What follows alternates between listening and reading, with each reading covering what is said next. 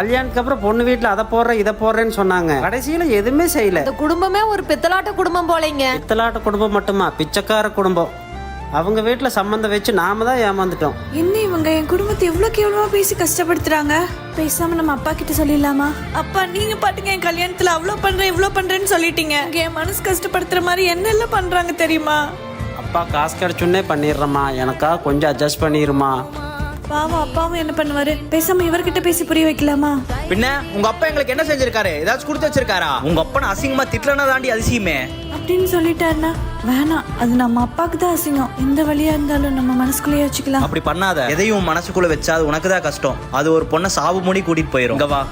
அம்மா, அப்பா, இவ என்ன நம்பி வந்த பொண்ணு, எனக்கு கிடைச்ச வர இவள எனக்கு கிடைச்சதுக்கு நான் தான் நியாயப்படி இவளுக்கு ஏதாச்சும் பண்ணியிருக்கணும். தயவு செஞ்சு உங்களுக்கு முக்கியமானதை கேட்டு எனக்கு முக்கியமான இவளை எங்கிட்ட இருந்து பிரிச்சிடாதீங்க. இந்த மாதிரி ஒரு புருஷன் இருந்தா நிறைய பொண்ணுங்க தற்கொலை வரைக்கும் போயிருக்க மாட்டாங்க.